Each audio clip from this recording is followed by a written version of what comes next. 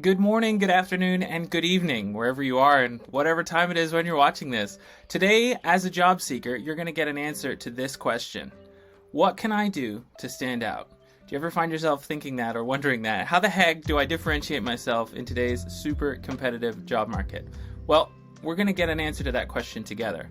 We're going to be covering the biggest missed opportunity at each stage of the job search.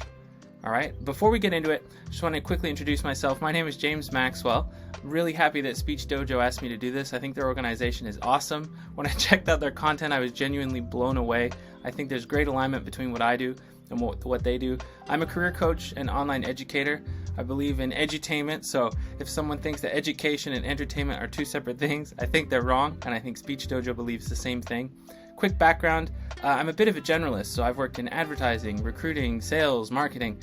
I survived 5 years in startups, and I have the scars to prove it. I also was a kindergarten teacher in Taiwan for 2 years. That was amazing. And ever since then, I've basically been an entrepreneur, working as a copywriter, marketer, you name it, I've done it. Recently, I've really gotten into career coaching, and I'm going to tell you why in a second, but I think it's been an amazing fit. So let's jump in. Today, we're going to cover A to Z, the entire job hunt. Every single step of the way, you're going to get an answer to your questions, and I'm going to give you a technique you can use at each stage. The reason I'm doing this, and the reason I was so happy SpeechDojo reached out to me, is that I think the job search in 2021 is totally broken. I don't want to be a downer. I don't want to be a pessimist. I just want to be realistic and pragmatic. I think the job search in 2021 is broken. The reason is, interviews don't reward qualifications. They reward people who are good at interviews. I was somebody who was good at interviews. I was able to talk my way around the interviewers. I was able to position myself. I was able to, dare I say, manipulate the interviewer and make them feel like they knew me and that I was the right person for the job. If you can't do that, you're at a disadvantage. So today I want to give you tools that are going to help put the power back in your hands.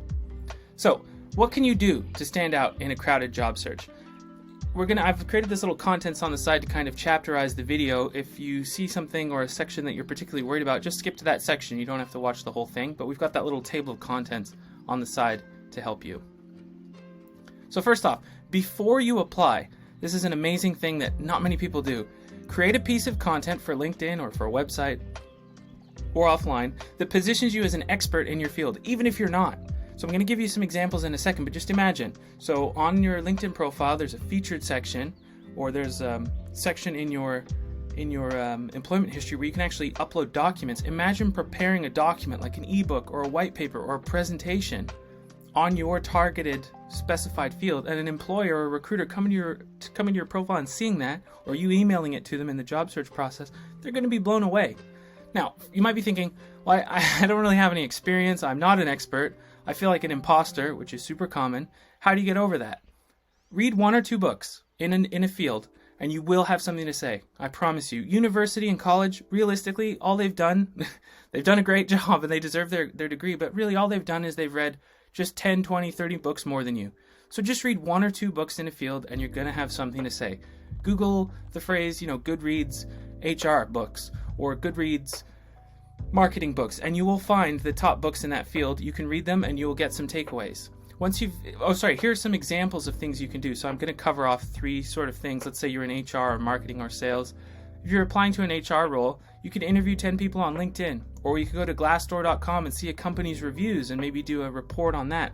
Go into Canva, create a report using one of their ebook templates or their reporting template. You can go to Go Slides and get a basic PowerPoint template that you can use with Google PowerPoint or whatever it's called, Google Slides. And you can create a really simple, beautiful presentation that makes you look like an absolute pro, right? Don't be afraid to reach out and ask for people, but create some sort of commentary on what the trends are in HR. Next, in sales, maybe you read up on a cutting-edge sales tactic in one of the books you've read, or online, or on LinkedIn, or on HubSpot. Then you just create a little PowerPoint or keynote just like this one. Marketing, same thing. You can actually look at existing marketing pages. Maybe you do an analysis of the copy or the messaging or the wording. Just analyze whatever they've got and then explain how you change them, and then use some of the techniques you've learned in that book you've read or that report you've read. Post that online, or do a bunch of them and make an online portfolio. You see what I'm saying? So whatever the skill is that you want to showcase, use that skill and publicly present it to people. Put it on LinkedIn, share it with people, build it, email it to people. Do whatever you need to do, but start building this content now, and you're going to have what I call this library of expertise. Next, this is a short one, but When you're applying to jobs, if you're applying on LinkedIn, I personally recommend prioritizing jobs with LinkedIn Easy Apply.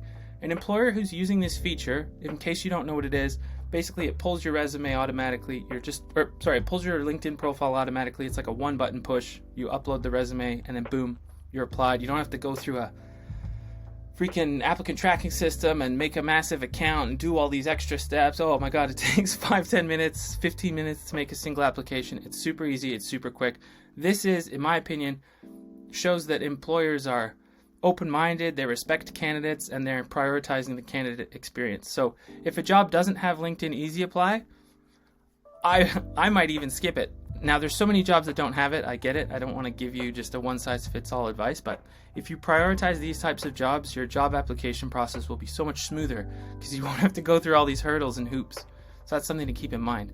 On the resume, this is an easy one, but a lot of people don't do it.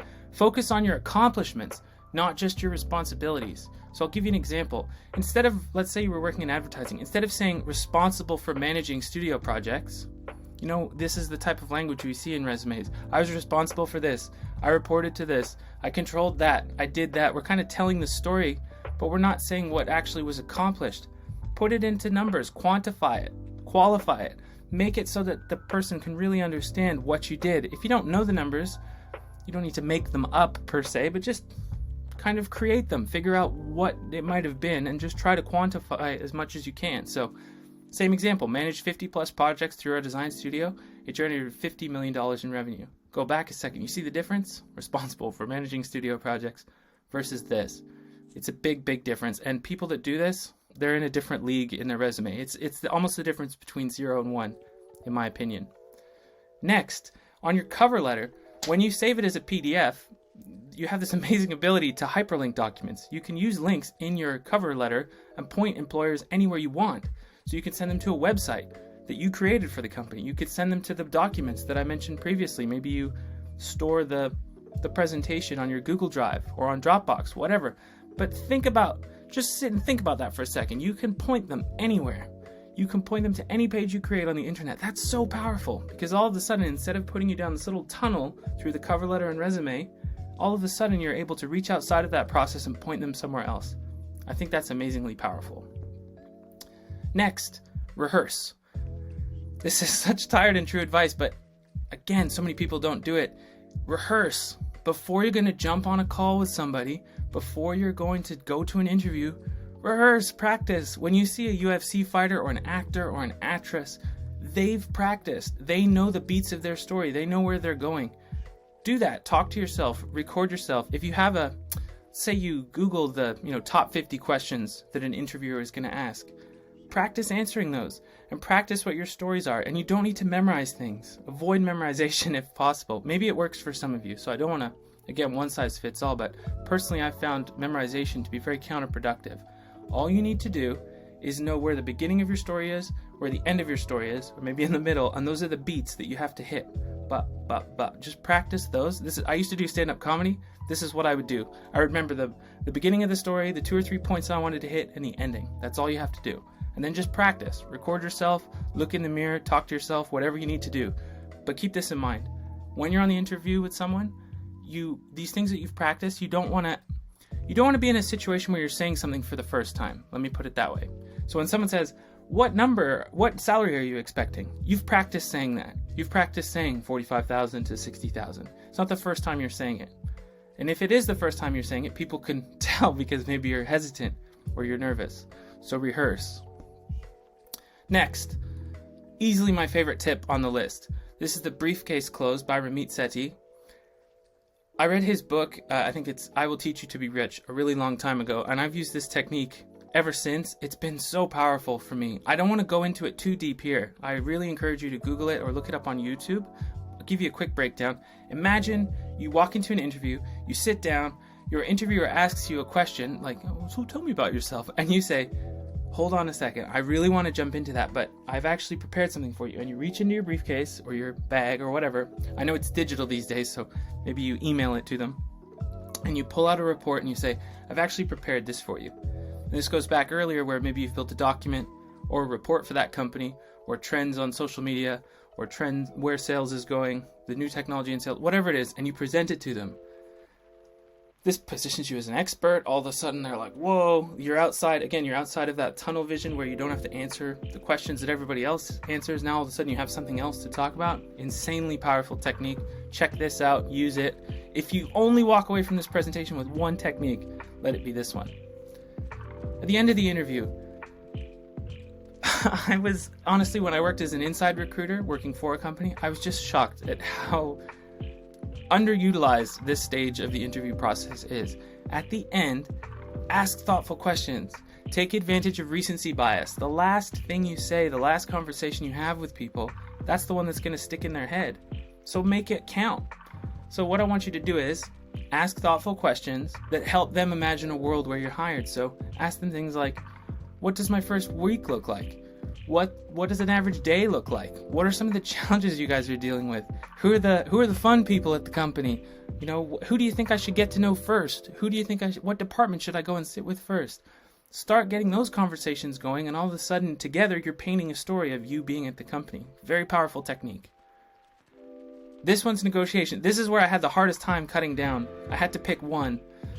When you're negotiating a salary, which I know can be uncomfortable for people, talk in ranges. So when you're saying a number, don't say 45 or 60. Instead, give a low and a high. So you say 95 to 110, 60 to 80. This gives you some wiggle room. It gives you a bargaining zone, and it doesn't scare people off. Realistically, it shouldn't anyway. A good negotiator should come back and counter anyway, but this is a great technique that people can use. I'm going to break my rule. And I'm going to give you another one. Don't be afraid to counteroffer. If somebody comes at you with a salary, don't be afraid to counteroffer and get a little more.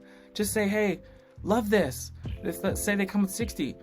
Oh, I was really hoping to be maybe in the 70 range. Can you meet me up there? I would love to. I'm going to sign on the dotted line. Can you meet me up there? And then see if they come back with 65. And maybe they don't come back with anything. Maybe that's not important to you. Maybe it is. But just don't be afraid to ask for a counteroffer. I'm going to break my rule again because I think it's so important. Don't be afraid to ask for a signing bonus. You know, you say, oh, you know, I'm going to be switching jobs. I'd love to have a little bit of help while I'm switching. Can we talk about maybe having 2 weeks of salary as a signing bonus? Very open-minded on this. It's not a deal breaker, but I'd really appreciate this and seeing what you can do for me. Is that so scary? Did that sound so bad? Not at all. Now don't ask for 50% of salary up front guaranteed. Nothing like that. Just put it into the world. All right? Gonna break my rule a fourth time or a third time here. Also, build in false concessions. So inflate your number a little bit. If you want 80, ask for 95, say 95 to 100 or 85 to 100, and then build in some false concessions. Make it look like, okay, cool, I've given up 5K, but really you're thinking, no, I got 5K over my asking price. Just build in a little bit of buffer, right? Or build in extra things like, I'm looking to have 14 personal days, but I'm willing to take only 7 or something like that. But get creative. Put more things on the table so that you can take some away and it looks like you're a much more amicable and friendly negotiator. Next, when you're actually hired, fingers crossed, get to know people from every department. So when you get into the job, the first thing you want to do, Seth Godin calls this the linchpin. You want to be indispensable to the organization. So get to know everyone. One of the biggest problems in jobs and in the working world today is that we get these specialized silos that don't talk to each other. Be somebody that talks to everyone. Talk to the product team, talk to the developers, talk to customer success, talk to sales, talk to marketing. You see the pattern. Talk to everyone. Get to know them. Get to become their friend. Understand their pain points. Understand their view of the product. Understand their experience. Speak their language. It's going to set you apart in ways that you could never have imagined. So when you get to a new job, don't get tunnel vision. Don't stick with the clique or the clique that you're in. Never know if it's clique or clique. But don't get stuck in that. Move around, find new people, find new challenges, find new problems, and just be curious. Finally, I think this just applies to the job search in general. Build a LinkedIn following if you can. LinkedIn is totally different than it used to be even 5 years ago. Imagine a situation where you're posting content 5 days a week, maybe commenting 10 to 15 times a day, and building relationships, building a network, building new friendships even. It's such a powerful, powerful thing. And the reason I say that is because social media today, it's currency. It's not vanity. For the longest time, like if I could go back in time and tell myself, have you ever heard of the power of compound interest, where they always say, if only you'd have started saving when you're 5 years old, you'd be a millionaire right now. It's the same kind of thing. If I could go back in time and tell myself, James, you need to take advantage of social media, I would do it. I've started a little later than I wanted to. It's still not too late for me. Now is always the best time to start. I'm in my 30s and I'm just getting rolling on this. So don't worry about it if you haven't started this yet. And hey, don't worry about it if you're listening to this and you're older than that. What I'm trying to say is now is the right time. Now is the time for you to do it. Social media is currency. It's not vanity. It can be vanity, but this is about having an influence. When you have influence and you have these relationships, doors are going to open to you that you can't even imagine. I've only just started, realistically, and here I am. I'm speaking with you because I was able to meet some folks at SpeechDojo, and it happened. That wouldn't have happened if I didn't have a social media following. So build that now, get started on that, look it up, and don't be afraid. Sometimes it feels like you're shouting into this empty void and no one's listening to you. Don't be afraid of that. Push through that. I was there too. Totally natural. So that's pretty much it. I'd like to close off with because it's pre-recorded, obviously we can't do a live Q&A, but I'd love to hear from you. I'd love to field your questions. I'm friendly, I'm open, I'm not going to be angry. I won't be annoyed if you reach out to me. I don't have, sometimes it's intimidating to reach out to people on LinkedIn. You don't have to worry about it. Reach out with a question. I'd be happy to talk to you.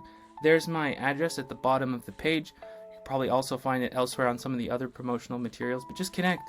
Send me a note. DM me, comments on my post, and let's get talking. I'd be really happy to help you, as a matter of fact. So please do that.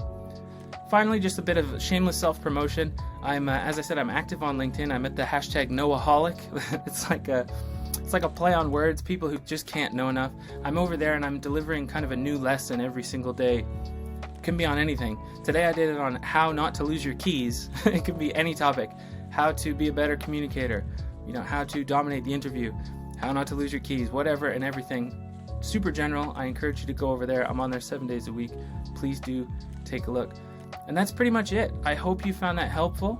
I know these techniques work. This is what I teach my clients. This is what I used my entire life, and it's worked for me. So I really do hope that you're able to put these into practice. And please take advantage of my invitation. Don't just think, it could be cool to message that person. Actually message me. Reach out. I can take a look at your resume. I can take a look at your cover letter. I'm here to help. I am definitely here to help. So thanks again to SpeechDojo. I hope you guys found this useful. I hope you go back and review it and build out the notes. I hope you actively listen. I hope you actively go out and try and put these techniques into practice. And I look forward to meeting some of you. Thanks for your time and enjoy your week.